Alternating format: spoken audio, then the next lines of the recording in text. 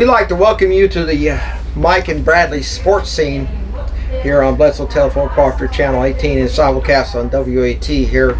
And of course, we're back after a month's absence due to various issues. We weren't able to do the show, two shows that we would like to have done. So again, we apologize for that, but we are back. Mike needed a vacation. My name is Mike Smith, and this is Bradley Hargis. Wearing the Vanderbilt National Championship shirt. Yeah. Now, of course, we're going to talk about that as well, the national championship run by the Tennessee baseball team, and high school sports and some various things. And a little thing that I was looking at today, I thought that we bring up, be more or less out of interest or anything like that, how sports presidents played, which is interesting. But first off, we're going to go to high school sports. And of course, the Little Blue is now gearing up for the fall season. They're getting ready for their jamboree at Sequatchie County on August 17th, which is 1 month from now, 30 days from now, and then the 24th at the home field against North Grundy. The Bledsoe County High School football team played some 7-on-7 teams and also went to Tennessee Tech to learn some skills.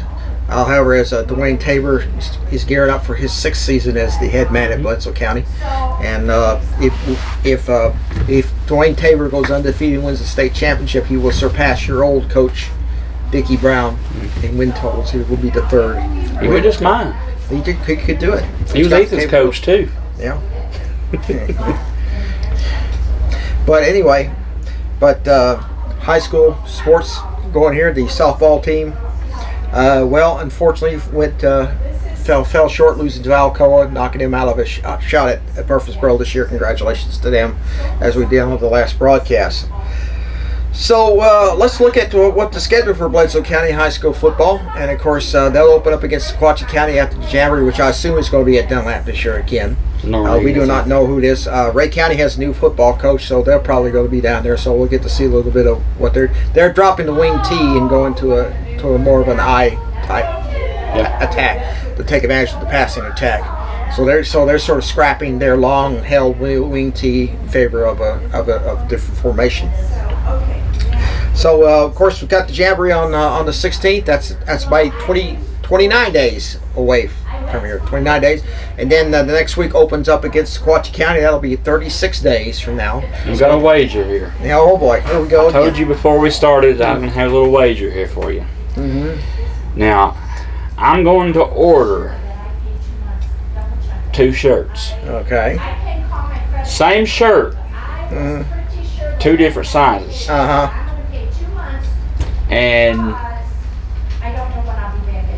whoever's the closest on that score that we predicted, or actually whoever is the furthest off, has to wear the Sequatchie County shirt the next show. Yeah, you in what army? I'm just saying.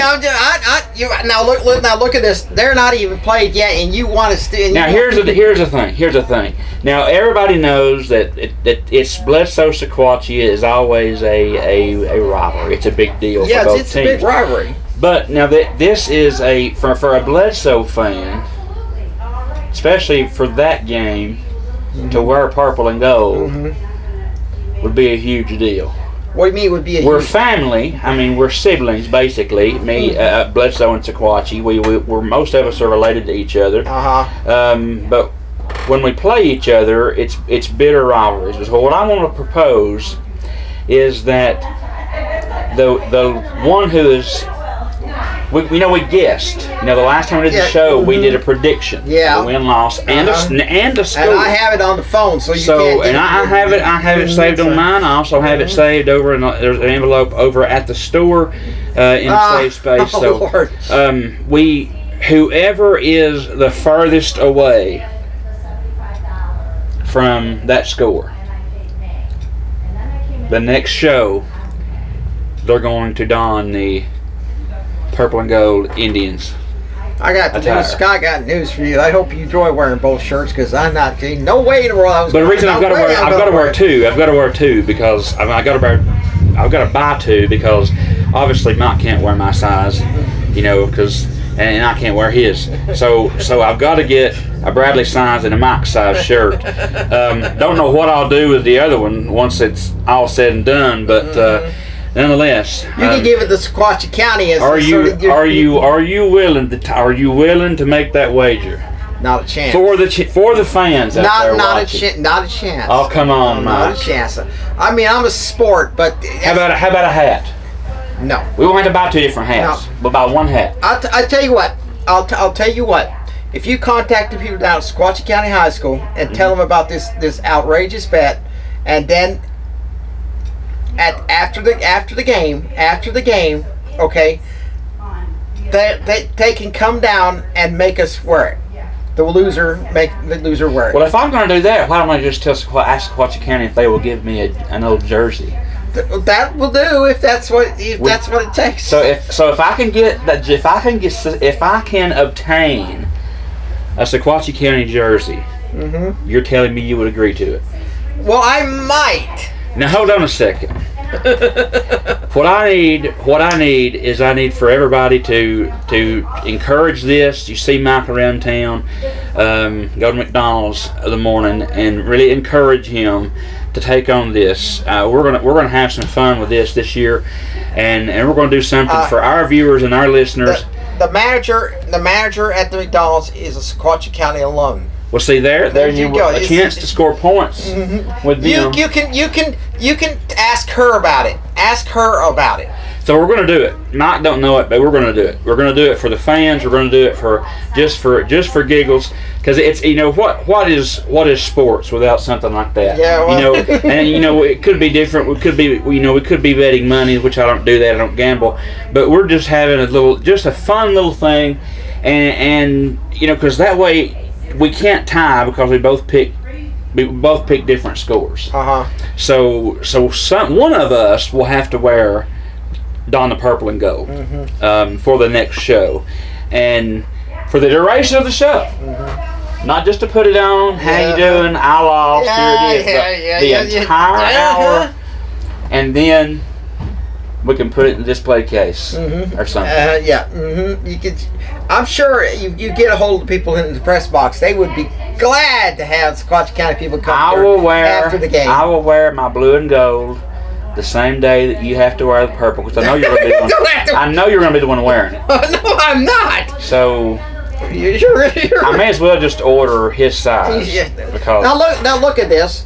Look at this. This is the same guy who used to have all the envelopes and then I would never ever see these envelopes ever again. So we're going to do it or not? No. Yeah, we are. Not. Yeah, we are. You got that's your opinion. Let's say this, that because Bledsoe County and Sequatchie County's, like I said, always been a good rivalry, big rivalry. Now it's the oldest rivalry that's still going on. Yeah. Because Marion and South Pittsburgh aren't playing each other anymore. So this is going to add a little bit of fuel on our end to this. Because both of us are avid Bledsoe County fans. Now I know this may upset some of my Bledsoe fans, but I'm for Sequatchie until they play us. Until they play us. I want to see them succeed. You need help. Until they play Bledsoe County. You need help. The same reason that like it or not, I want to see Van Buren County sports succeed until they play Bledsoe County. You don't want to sleep on that couch, no doubt. So it's rivalries between Bledsoe and Sequatchie doesn't mean as much as it used to me, because working at church with people from both counties and kids from both counties, you kind of develop relationships. Yeah, so the ice has been chiseled off the heart, so to speak. But still yet, for me to put on purple and gold in a setting like this would certainly be something that people would definitely rag me about for the rest of my life. Why don't you put it on your cat? No. So Mike and I are going to do it. We're going to do it. He says no, but we're going to do it. Yeah. We'll see how fast. And we may do a shirt and a hat. It may turns it up. Maybe that may turns on. But anyway, let's talk about Sequatchie County. What about some purple and gold paint to go right there? Not a chance in. We're a family show, so I can't say that word.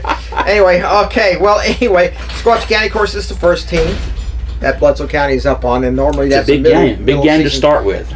As you said, it's the oldest rivalry now since Marion and South Pittsburgh could play each other, and not likely to ever play each other again. I think basically is that rivalry's done pretty much. So of course that's known for it's Rockets friend 1,800 seat stadium Bledsoe County has, and that's guaranteed. That's going to be twice as many fans in that stadium. Because that's your game. That's your big game. Bledsoe County, of course, lost last year at Dunlap 21-7. I think it was on bad calls by the referees, and really is that it's been home and home more or less, And Dwayne Tabor, of course, remembers that game last year. I'm sure the players do, and they're going to go out and they're going to play their darndest, and this should be a very interesting game, close game. Regardless of where Sequatchie County falls on the schedule, both teams have that date circled when they play one another, and most of the time you have to, used to you had to wait at least half the season before you get to that big game. But now, because of the scheduling and things like that, they have had to move it to the first of the season, which kind of sets a tone. Yeah. I mean, you beat your rival, you got momentum going for the rest of the 9 games in the season. You lose to your rival, you got to lick your wounds and get back in the swing of things for week 2. So it's going to be interesting. I think Sequatchie County is better this year than they were last year, and I think Bledsoe County is better this year than they were last year too. So I think it's going to be an interesting game, and I look for it to be one of those old-fashioned slobber knockers, as you might say. Absolutely, one of those things. It will not be as you keep saying, a possum womp, which doesn't exist. No, I don't think it'll be that at all. Anyway, and it does exist. But I think it's that both teams are ready. You remember, you got about a month. They're getting things together. They played at Tennessee Tech a few weeks ago, and their offensive pass seems to be in high gear as they won the varsity and junior varsity scrimmages out there as well. We're going to talk about the girls' high school soccer team. They're going to be in Cookeville on August 3rd at the Dwyer Soccer Complex, and they were one of 6 teams there. Cumberland County and Stone Memorial. They'll have Harriman, Bledsoe, White County, and Jackson County there as well. So that should be interesting. So the flea market on that will be the same weekend. So while you're at it, go over to Cookeville and check them out, and let's get victory for the Lady Warriors of Bledsoe County as their soccer team will compete, of course, and of course a lot of things. So of course, this is probably going to be the last year of the probably Region 2-2A. I think they're going to do some realignment next year. I think they've gone from 4 to 2 years. So I think this will be an interesting thing. You got York, which we have to go visit. You got Oneida, which we have to go visit. Those are the top 3 teams in the league. You have Polk County. We have to go visit them. Tellico comes here, and it's hard to see what's going to happen with these teams. York almost made it to the state championship game, and Oneida gave a good run. But Oneida game's going to be a Thursday game. That's Halloween, so we'll see what happens there. I think once they redo this, I don't know if there'll be much changes in regards to Polk, Tellico, York, and those we have now. But I do believe that Oneida will end up going east, and Monterey will end up going southeast toward us. Yeah. I think that would have made more sense had you done that. Monterey and Jackson County and all those other schools like that. And I will tell you, of course, we had a year to cool off. Yeah. But if you remember, I vividly remember the last time Bledsoe played Monterey. Yeah, it was a very, very testy game, to say the least. Tempers flared at the end. Teams did not shake hands. So if they move Monterey in and put Bledsoe in the same region, that is going to be probably a even more the heat that will be involved in that game might rival what you might see in Bledsoe's Sequatchie game. The past few years, they've been top 10 teams going at each other. It's 2020, you had Monterey and Bledsoe County. It got down to the wire, and it took an interception by Bledsoe County to get the win there and keep the win streak alive. Of course, we've got a lot of things going on. Sell Creek is coming up here. Last year, we pretty much had Sell Creek their heads 27-0. They had a good football team. They did, and you have to see, you have to know that it's Fitzgerald down there now, right? Yeah. I mean, he was there. He's been there. Left Meggs, went to Sale Creek to build a program, and it's on the rise. So I look for Sale Creek to be a contender, if not this year, next year. Remember, they're in Class A. They're in the same district. They are in Class A. They're the same region as South Pittsburgh, which is a tough nut for anybody to crack. Whitwell was the only one who really had any success against. But it's not going to be. They're not going to be a pushover by any means this year coming in, because if one thing that a coach and a team remembers, it's an inaugural game and losing at home field. Yeah. The way they did last year. Yeah. So they're going to be seeking a little more revenge this year. The schedule that Bledsoe County has, a lot of them going to be wanting to get some revenge, because Bledsoe was successful last year. So it's going to be interesting to see what they do.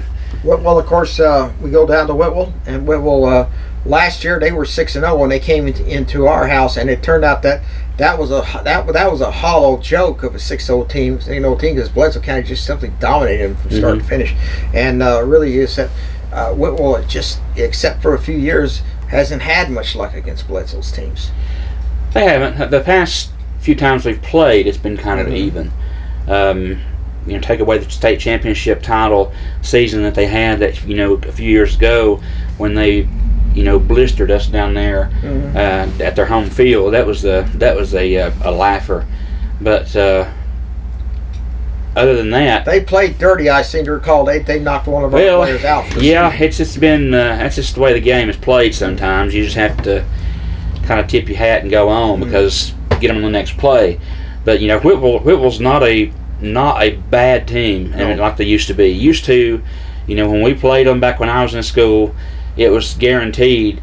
Whitwell, Polk, Tellico was guaranteed a 40-point game. Yeah. And it might be a 49-6, a 49-7, 49-0, kind of affair. And Polk's not like that anymore. Tellico's still struggling, and Whitwell's not like that anymore either.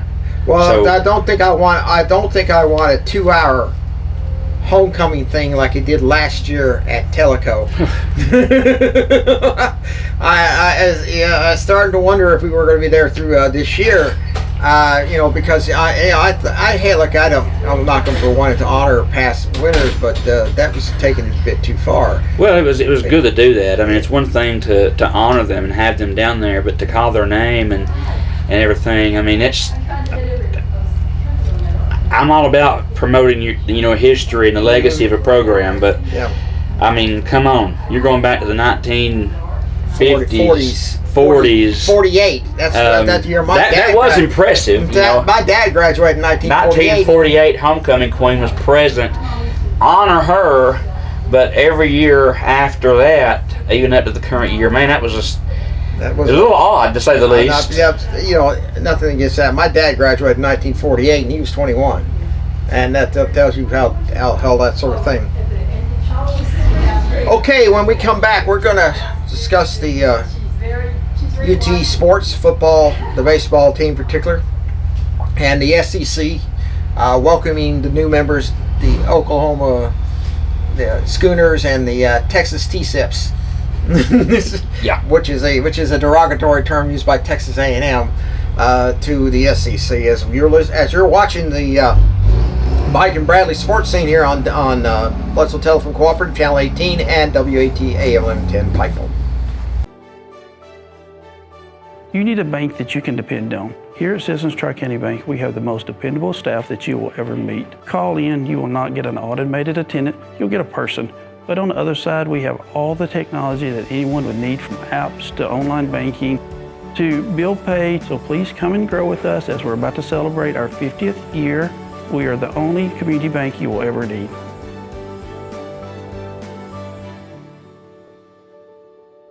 Come and see the beautiful Sequatchie Valley. And while you're here, visit the Dunlap Mercantile. We have a full line of hats from Resistol, Stetson, Charlie One Horse, American Hat Makers, GG Pip, Greeley hats from the TV show Yellowstone, and a full line of vintage hats. Make sure to check out our hat bar where we can clean, shape, and customize a hat just for you, right here at the Dunlap Mercantile.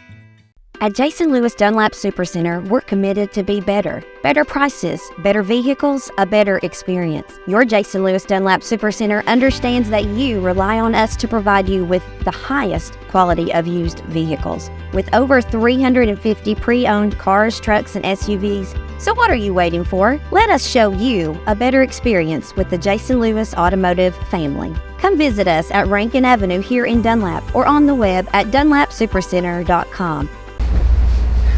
Okay, everybody, we're back. Bledsoe County, and of course you're watching the Mike and Bradley Sports Scene, and we're going to talk a little about college sports, and of course Tennessee's magical run to the national championship in baseball. People think great, football and wins basketball, but baseball. And anybody who watched that game against Texas A&M. You really had the feeling that Tennessee was really starting to pull out. I mean, they had a big lead, but Texas A&M managed to close it, but couldn't finish it. And so as a result, Tennessee, for the first time in their history, are national champions in baseball. There's a level of confidence in the team the past several years that you've seen grow larger and larger, and the fact that they've started believing in themselves, believing in the program, and I kind of wonder, the kid that goes to Wake Forest, he could have had a natty championship, but if he'd have stayed the course. But, you wouldn't have to have him to win. We still won the game. Won the World Series, and that's a huge thing for Tennessee sports. That makes Tennessee, not just in the SEC but in the nation, one of the more successful athletic programs. Yeah. Due to the fact that the winning percentage is higher than anybody in the country. Right. Considering the major sports, you got football, basketball, men's and women's, softball, and baseball. That puts Tennessee at number one. Second is Oklahoma, and there's a 0.3% that separate the two. So certainly good news for Tennessee's program and their baseball team, and they're looking to reload and make another run next year. Yeah, all 20 sports teams at the University of Tennessee made the postseason. That's the first for any college across the country. When Tony Vitello came in, Tennessee had the second worst facilities in the country, not just the SEC, but in the country. They are building, and right now they're redoing Lindsey Nelson Stadium. They're tearing down the old press box, building a new one. They're putting more seats in, so they have a capacity of 8,000. They're doing all those things to make it better. Vitello, by winning the national championship, earned a $140,000 bonus. $140,000 bonus, well earned. And I'm paying twice as much. I wouldn't care. And a lot of money is going to be poured into the program now, given that they did win. As far as sponsorships, boosters, coming in to help more. They're proven now. They've proven themselves, and Tennessee's got nowhere to go but up. Four Tennessee players have been selected in the MLB draft. That's the most of any school in the SEC. And get this, Texas A&M tried to lure Vitello to College Station. When their coach left for Texas, he turned it down. LSU, Texas also went at Vitello. He said no. He knows where his loyalty is. His loyalty is with UT, and he will have a core of a very strong team next year. He's the first number one ranked team in the nation to win the national championship since Miami, Florida, I think, did it in 1998. And obviously, they didn't have the World Series in 2020, and Vitello arguably had a strong team then, could have won the national championship then. But I think is that you had 50,000 UT fans show up in Knoxville for their victory parade the next day, and that's a strong sort of how important it was. And Vitello, enjoyed that moment as much as any of the coaches, leaping into the crowd of fans. It kind of felt like 1998 again. Yeah, it wasn't like the 1998 national championship. Bringing the Natty back to K-Town, that's huge for anybody that's a big Orange fan, and anybody that's a sports fan in general. To see that kind of camaraderie going on right here in our backyard in Knoxville, Tennessee is it should, whether you're a Tennessee fan or not, you should be grateful for being able just to witness that and be a part of that as a Tennessean. Vitello said he'd tell his teams, don't worry about the future, don't worry about the past, worry about the now, the game you're going to play. If you worry about that only, then you can get through it. The SEC, of course, is going to 16 teams. They welcome Oklahoma and Texas. And I use the term T-SIPs because that's a term Texas A&M fans used to it's like those are fighting words type thing to define it. Because let me tell you something about Texas fans. They seem to have this arrogance that's unbelievable. They came in. There were some Texas fans at the Peyton Manning Passing Academy. Okay, Archie Manning was there, and you know who Archie Manning is. He's the big guy in Ole Miss football. He's earned it there, and they came to him and he said, told him the Longhorns are going to win the SEC. Archie Manning looked at him, smiled, and said, "You're in the big boy league now. This is not a high school league. This is the big boy league. You got to win. You have to start winning conference games. That Texas and Georgia play the same weekend. Alabama and Tennessee play, and I don't think that Texas and to an extent Oklahoma fans don't understand what they're quite getting into, because this is the SEC.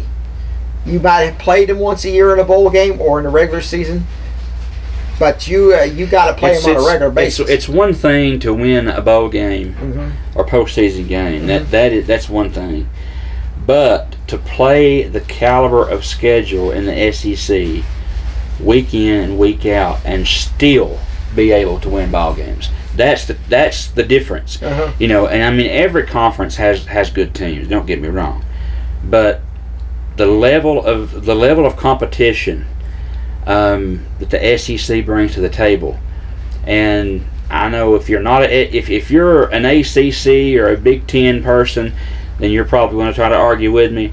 But the proof's in the pudding, folks.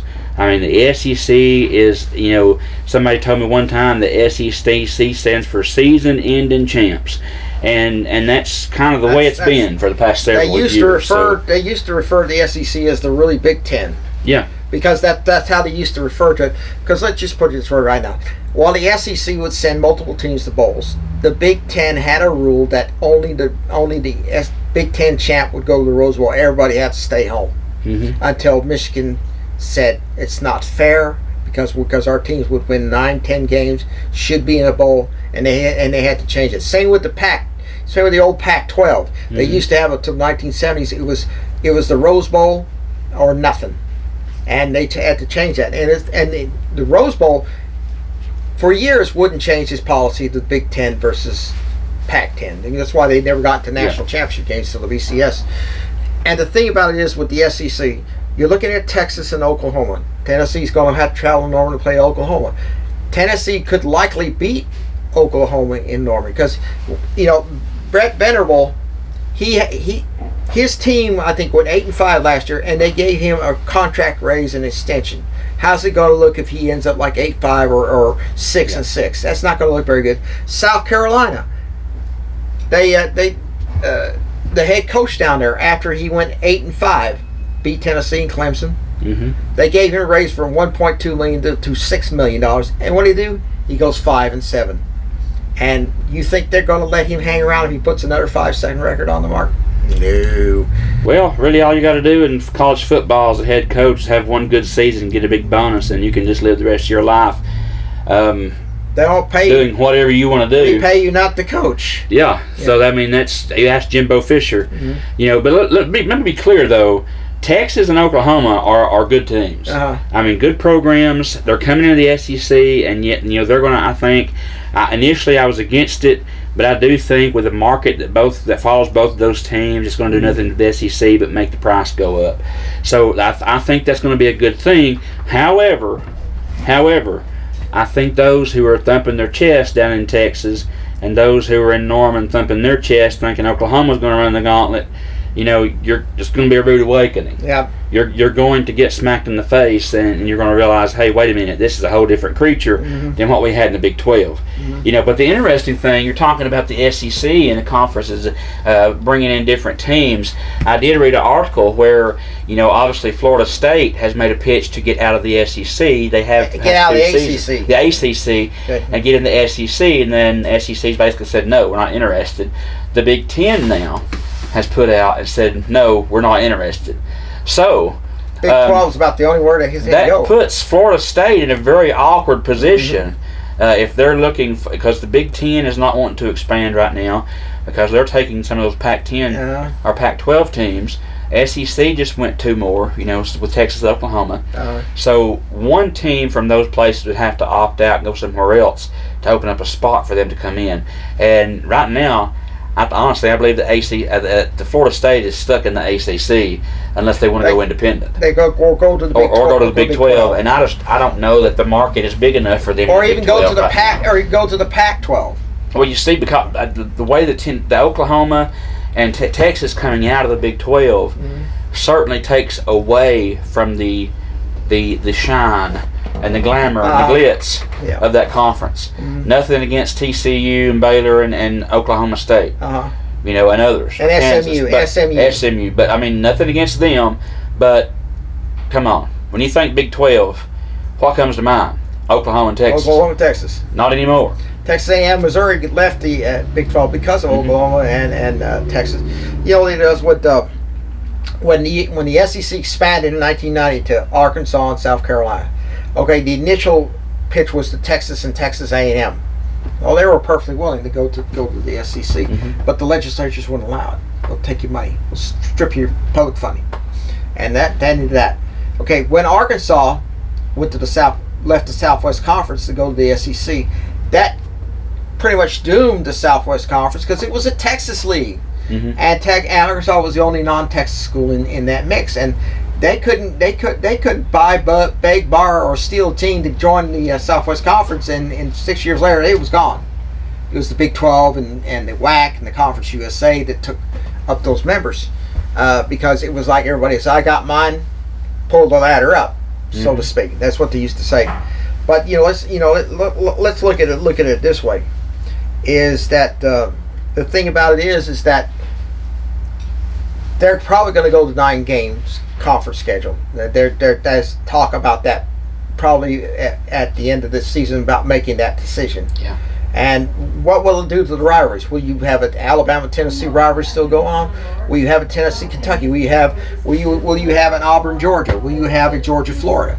That sort of thing. That's the questions. Remember, you're going to disrupt the flow of these teams. Well, that's true. And you look at all the big rivalries, through the SEC. I do not see Alabama giving up Alabama-Auburn. No, they're not going to do that. That's just not going to happen. That ain't going to happen. I do not see Georgia giving up the Florida-Georgia. No. I don't see that happening at all. So that leaves Tennessee with the only really choice that we have would be Kentucky as far as a rivalry. As far as a rivalry, I mean, Vanderbilt's a rival, but I mean, come on. Well, come on. Let's face it, Vanderbilt has beaten Tennessee more than Kentucky has beaten Tennessee. Well, that's true, but Vanderbilt's Vanderbilt. Well, they talk about jettisoning Vanderbilt. Let them go to the Upper East people. The Harvards and the Ivy League, that sort of thing. Yeah. Which Vandy will never do. And Kentucky, which would be a good thing for them. Yeah. I mean, because if Vanderbilt went to play them in sports, Vanderbilt would be a powerhouse. Vandy would have to drop to 1AA standards. And the Ivy League does not play postseason. They only play 10 games. They don't have a spring practice. They basically, we're going to do it like we used to play football. That sort of thing. Even if Vanderbilt went to I mean, I wouldn't say drop down to a Sun Belt, but a Conference USA or the American Conference or something like that. AAC, yeah. Yeah, that would really improve their chances at having a better run. But it's not going to happen. The thing about Vanderbilt is that up to the 1960s they were relatively competitive in the SEC, and you know what caused them to decline in that? The academic people. They wanted to be at Harvard Monday through Friday and Alabama on a Saturday, and they kept jacking up the requirements to get in to where they were losing potential athletes. They had one time when Vanderbilt went to a bowl game in the 1950s, and the academics got up and said, "No, we're not going to allow this. We're not going to allow this. It'll ruin our reputation." And the players said, "We're going, like it or not." They went and they beat Auburn in the Gator Bowl, and after that, the academics said, Kentucky was a reasonably competitive team up to the mid-1950s. Then what did happen? They lied to Bear Bryant. See, what happened was that Kentucky got caught in point shaving scandal with several of their players. Of course, Rupp didn't have anything to do with it, who was the coach, but a lot of people in Kentucky wanted Rupp fired. And Rupp reportedly said, "These gamblers can't touch my boys with a 10-foot pole." And when they found out that they did, some people sent him a package. It was an 11-foot pole. New York Sports Writers Association on it. It was that funny, but it is that as a result they said, "Hey, we're going to tell Bear Bryant, hey, we're going to fire Rupp, or we're going to force him to retire, and you're getting upgraded facilities." And then he reads the newspaper. They gave him a contract extension, and he said, "I can't stay here. You lied to me." He went to Texas A&M. Yeah. And that's afterwards. Kentucky never really did. Now, but the question is asked: Is the Kentucky coach going to be there after this year? There's rumors going that he's going to retire. Very likely he might. Stoops. He's still. He's not that old. No. So he almost went to Texas A&M last year. Yeah, he's got several more years under his belt. And it could be that he wants to take his talents elsewhere to try to actually win a championship. But I don't know. I just Kentucky's hit a wall. He's got it made at Kentucky because they're completely fine with a 7 and 8 win season. You got some Kentucky faithful that are like, "No, we want to win a national championship, please." Come on. If you win 8-9 games at Kentucky, that's gravy for you. You can coach there till you are not able to stand up until you die. So why he would want to risk that unless it's just the prestige and the Stoops name that he has, wanting to get a national championship, which is very possible. I can see him wanting to get that under his belt and have that on his resume. And I honestly don't believe he's going to get that at Kentucky. Not at Kentucky.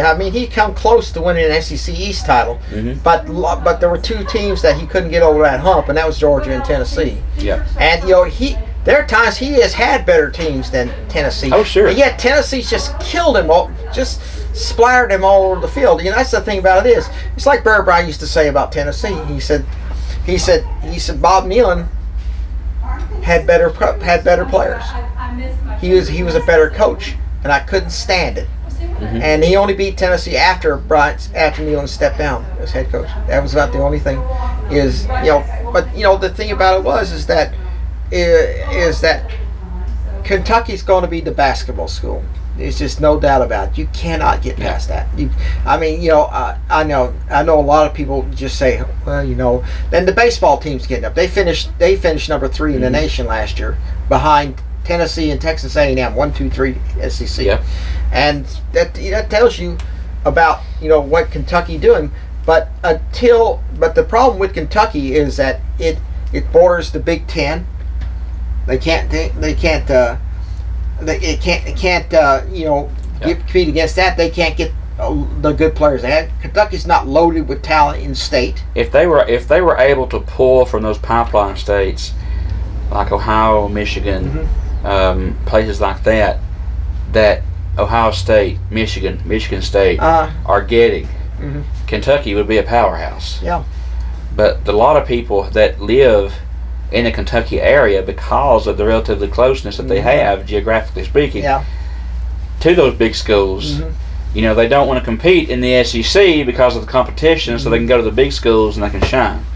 And that's typically what happens. Bear Bryant said one time when he was at Kentucky, he said, if I could get one good player compared to what 10 players that Tennessee recruits, I have it made. Because basically they're going to go to these big schools. They're going to go and say, hey, I want to win, and that sort of thing. You look at all things. You look at T. Martin. He was from Mobile, Alabama. Alabama and Auburn offered him scholarships. Where did he go? He went to Tennessee because he realized he could win there, and he did. He won the national title, and that sort of thing.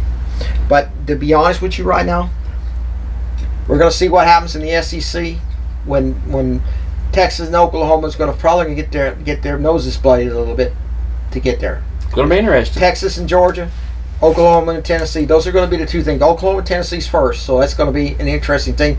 And of course, Josh Heupel turned into his alma mater, and that's probably an added incentive to him to beat his alma mater. That's what one thing I don't like is the fact that there's a buzz going around now that says that Nico Amalieva, our Tennessee's quarterback is a dark horse candidate to win a freshman Heisman. Well, yeah, he could. He's actually a redshirt freshman. So I'm a little worried about that because every time they expect Tennessee to do very, very well, they have a hiccup or two and they falter and stumble. Hand and hooker. But if they say that basically Tennessee has no chance, they overperform. That's usually how it happens. It would be awesome for Amalieva to perform and to do what he was supposed to, out there to do. He performed in the Citrus Bowl really well. I believe that he has the necessary tools around him. And he's going to have some good receivers too. That's what I'm saying. He's got the tools to throw to. Brew McCoy's come back. If he has an offensive line, which he does, that will block and perform the way it's supposed to, he could have a very good year if he stays healthy. The SEC really is now an explosive offense, and it has proven it. So used to it as a smash mouth football. Right. Used to the SEC, it wasn't nothing to have a 14-7 game. Yeah. Defensive struggle. And now, if you have a 14-7 game, something's up. Yeah. SEC teams are supposed to, now they're scoring 40 and 50 points a game. Tennessee certainly has proven that. Yeah. And that sort of thing. You would never see in the Bear Bryant era a 52-49 game with Tennessee. You never see that. It's like you said you would never ever see games. You rarely ever saw a game like that. Ole Miss, Alabama 69. That was 37-34. That sort of thing. Okay, now when we come back, we're gonna talk about a little about baseball, and then we're gonna talk about a little thing presidents and sports. What was their favorite sports, and what some of the presidents they have, and should be interesting for you all as you're watching the Mike and Bradley Sports Scene here on Bledsoe Telephone Cooperative.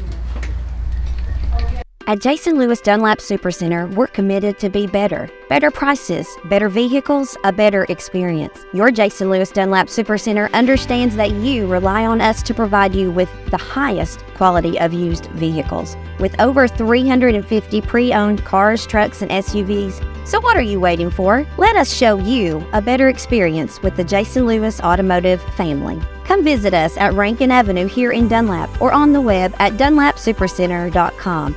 Come and see the beautiful Sequatchie Valley. And while you're here, visit the Dunlap Mercantile. We have a full line of hats from Resistol, Stetson, Charlie One Horse, American Hat Makers, GG Pip, Greeley hats from the TV show Yellowstone, and a full line of vintage hats. Make sure to check out our hat bar where we can clean, shape, and customize a hat just for you, right here at the Dunlap Mercantile.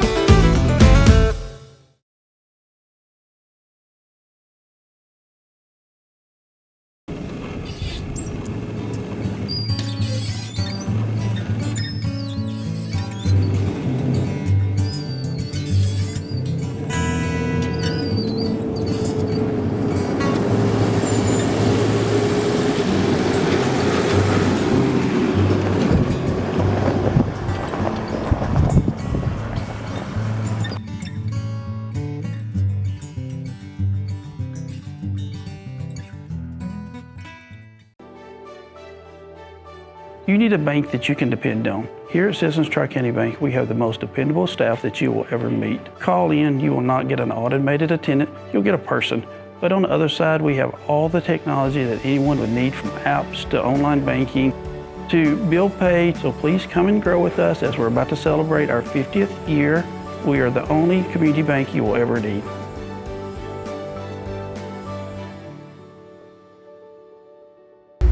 Okay, everybody, we are back, and I was doing a little bit of looking through earlier, and I always wondered what sort of sports did presidents play, or were their favorite sports. I know I know a few of them played football or whatever, but it's interesting what some presidents did for sports.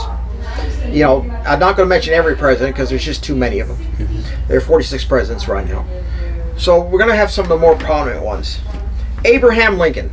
Now you think about Honest Abe, big, tall, 6'4", probably the greatest president we ever had.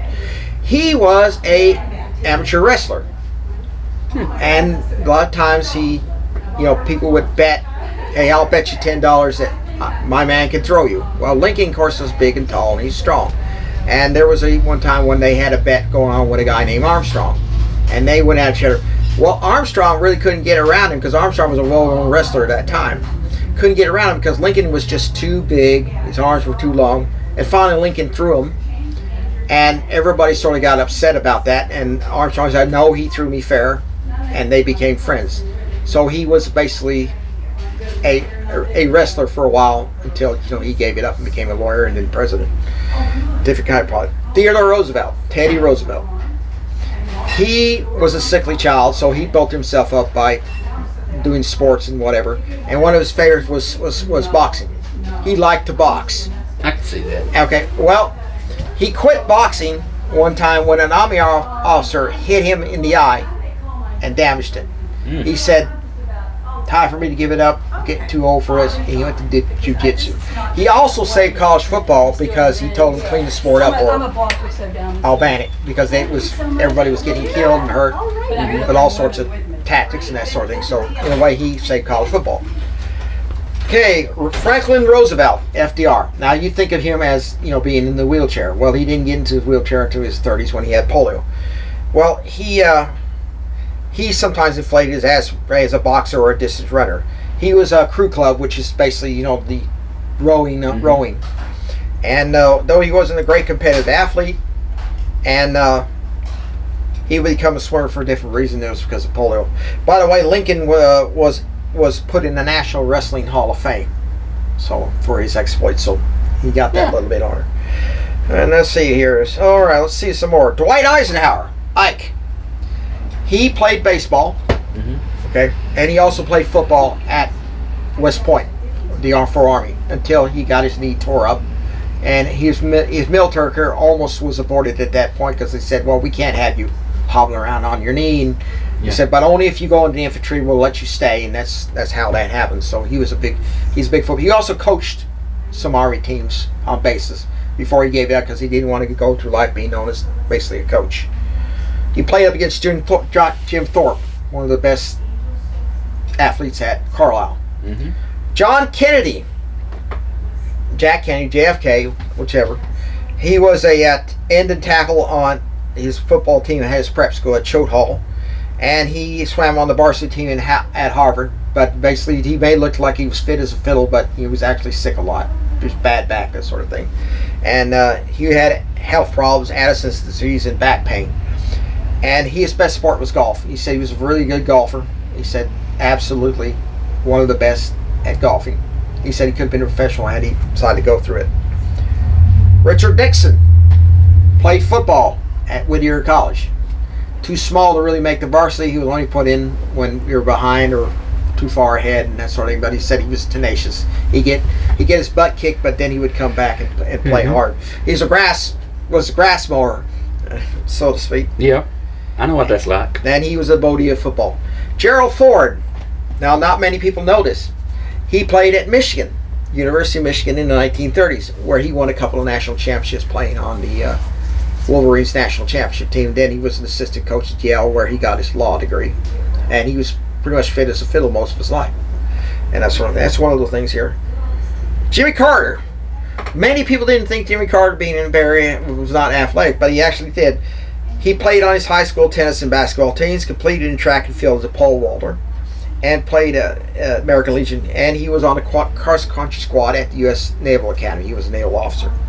And he played tennis and he golfed, but was for outdoor sports, and he would go fishing. That was his passion. George H.W. Bush, Bush 41, was baseball. He was one of the better baseball players, they say. And he probably could have made the pros if he'd chosen not to do so. And his son George W. Bush played at Yale, also baseball, but wasn't very good at it. Instead, he took up running. That was his primary sport. Barack Obama pick up basketball games. He liked to play basketball. He played a lot of that. So that's what I'm saying. Ronald Reagan played football at Eureka College. Then became a sports announcer for various college teams and for the Chicago Cubs. You didn't know that. And before he went into acting and that sort of thing, he's got the job announcing football. He said, how can as a sports announcer get into announcing? And the owner was impressed. Okay, you got the job. That sort of thing. So there are a lot of these guys who would go out and play sports, and they were a big thing. Donald Trump actually was a very good athlete when he was at a military prep school. He did track and field events, that sort of thing. Actually, he was very fit when he was very young. So Donald Trump was very fit. Unfortunately, he got out of shape. Unfortunately, that's the way it is. But that's what presidents, of course, love sports. George Washington liked to ride horses. He was equestrian, that sort of thing. That's a number of presidents were very athletic and did a lot of things. Interesting. I would hate to take on Lincoln in a wrestling match, Ah. You kidding? The guy's about 10 miles taller than I am. Well, it don't make no difference. I'm 10 miles wider than he is, so big deal. Well, actually, Lincoln was involved in a duel. This is true. Back then, if you insult somebody, they would bite you out for a duel, which means firing pistols at 10 paces. Mm-hmm. Okay, well, he insulted somebody, someone said, I'll bite you to a duel. Well, according to the rules, the person who is challenged can pick the weapon of his choice. Lincoln said, I'll pick broadswords. Well, Lincoln was sort of waving the sword around, chopping away at branches on the trees, and the guy looked at him and he said, there ain't no way I'm going to get near that guy with a broadsword. So Lincoln spoils you. That sort of thing. That tells you how it is. Let's talk a little about baseball, shall we? Yeah, let's go. Okay. Of course, started to firm up. We have the All-Star game. Has it been played yet? Has it been played All-Star yet? game was played Monday night. No, Tuesday. As a matter of fact, this is a big history. 55 years ago this week, Apollo 11 landed on the moon. When Nixon greeted him, he asked the crew if they kept up with the All-Star game because it was being played that week. That's an interesting little thing. The All-Star game used to be a huge deal, and some avid baseball fans still do. I'm the naysayer because it's a popularity contest now. It's not used to be, it was your ability. Yeah. But now you can just be well liked and be having a terrible season, and guess what? You're an all-star. Keep it in it. I get it. It's all about ratings, but come on. Yeah. Put the best players out there. If they're having a stellar season, give them a shot. I mean, you don't have players like Willie Mays, who died this year. Willie Mays, who died this year. Of course, a lot of sports people have passed away this year. Chip Kell and Neil Cleveland have passed away. The former UT players in the 70s have passed away also. But Say Hey, Willie Mays. I used to remember for what you say, they had a cartoon animated show with Say Hey, Willie Mays and the Say Hey Kid, where this kid would get Willie Mays into constant trouble one way or the other. That's a long time before your time. And it wasn't a very good cartoon either. But Say Hey, Willie Mays. And when somebody say Willie Mays, we'll say, hey, say hey. And they asked him how he got that nickname. He said when he played in the old Negro Leagues, which he started his career at Chattanooga. Mm-hmm. So would say hey, Willie, and that's how he got the nickname. Say hey. That's how he got the nickname Sayang. Interesting. And that sort of so. Yeah, Willie Mays. A lot of those old, guys that the historical guys played Chattanooga Ingalls Stadium. Yeah. Has been home to several baseball stars over the years. Historically speaking, in our area, Ingalls Stadium is probably one of the more historical landmarks for a sports fan. They had a couple of movies that they did out there because it was so historical. Chattanooga Lookouts, of course, now have broken ground for a new baseball stadium, which I think is a waste. To be honest with you, they got a perfectly good stadium. I don't see what's wrong with it. AT&T Field's a very nice stadium. By the standards of baseball, it does need some updating, but it's still a very, very nice stadium. So, any balls go into the river? I don't know. I don't know. I think there's a few feet between the stadium and the river. I mean, that's going to have to be a well hit ball, for it to clear all of that. Now, I do know there were some going over into 27. Not 27. 53. 153. Yeah. I know there were some going over in there. Got those big nets up now to keep that from happening. Yeah, 27, US 27. Yeah. Yeah. So, I think it's that that's sort of one of the more strange used to be where Kirkman High School used to be. Is where that stadium is. I don't know what they're going to do with that one or not. I think they may use it for high school baseball or something like that, I guess. But then, sure they wouldn't tear it down. I mean, it's relatively new. It's still in good shape, and you can use it for state games and that sort of thing. Maybe UTC baseball can use it. Yeah, they could probably use it too. After all, but that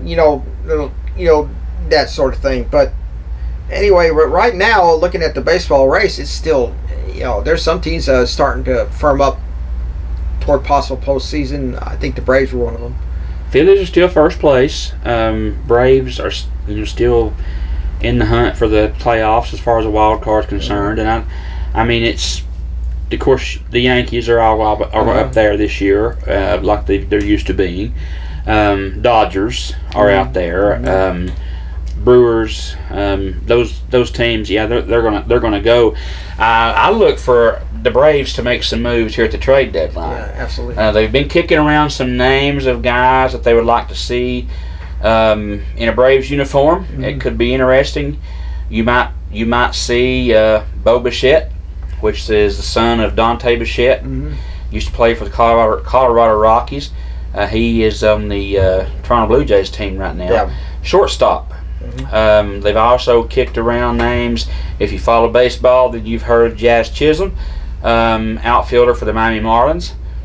They've kicked around ideas of bringing a pitcher or two in, but they drafted heavy in the pitching this year. Yeah. The MLB draft, the Braves drafted heavy in the pitching, so I'm thinking they're going to go toward, as far as the trades are concerned, it's going to go into the skill, the defense positions, outfield, infield, because they drafted pitching. Right. So I look for the Braves to make a couple of big moves to get ready for the playoffs before that trade deadline comes up. Yeah, well, it's it's just how it is. But I think is that they're going to be an expansion. There's going to be another Major League Baseball team, coming in the area. It used to be in the 1960s and 70s when I used to, you see a lot of the Saturday afternoon baseball used to show on NBC. They would have the Dodgers, Los Angeles Dodgers, the New York Yankees, and the Chicago Cubs. You didn't see too many Atlanta games except on TBS, because those were the three teams that everybody was familiar with. The rest were just, well, who are they? I used to read this thing, is that the 1975 Boston, was it Red Sox or White Sox? Boston Red Sox. Red Sox, okay. They said they had players on that team who would come back from the road trip. They used to take a separate cab. They didn't like each other well enough to share a cab ride together, and they still went independent. And that tells you how it is. You don't have to necessarily be friendly, but you have to do the job together, and they did it well enough. Well, when Oakland A's were shopping for another team, another place to go. Yeah. There were two cities that came up in that conversation. Las Vegas, which, landed the A's, Yeah. and Nashville. They Now, also talked about Birmingham. I have heard now that Oakland is going to Las Vegas. Nashville is still in the running to land an expansion team. Absolutely. I've heard Charlotte, Birmingham, and Oakland. The thing about it. They just lost their team to Las Vegas, and Oakland's now they do an expansion. That's not unusual about that. Charlie Finley, who used to own the Oakland A's, and used to be a gadfly with the MLB commissioner. He's driving crazy. He said he wanted to put an NFL team in Birmingham. And you know what Bear Bryant, who was a friend of Charlie Finley, said? He said, there's no way the NFL is going to allow Finley to own an NFL team. He said his eyes are bigger than his stomach. He said there's no way in the world is going to happen, and he was right. He said because they're not going to let Charlie Finley in the NFL after all the trouble he gave in Major League Baseball, that sort of thing. Yeah. But it's how it goes. I think you're likely candidates aside from.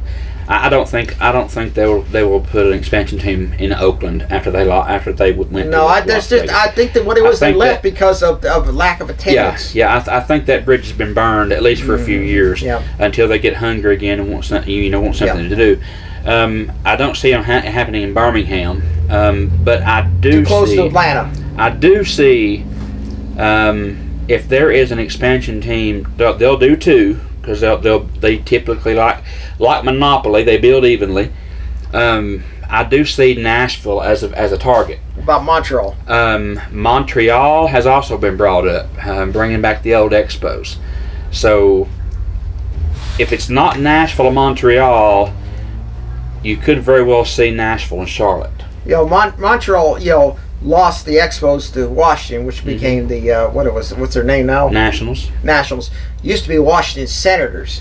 Harry Truman said he would watch baseball games from the White House porch, watch the Senators play. So it's how you look at it. It takes money, and it takes money. And rub the old grease. Like Baltimore when the owners took off for Indianapolis in the middle of the night. That really tied it with them. If you mention the owners of the Colts in Baltimore today, believe me, you're going to learn some new words. They don't forgive.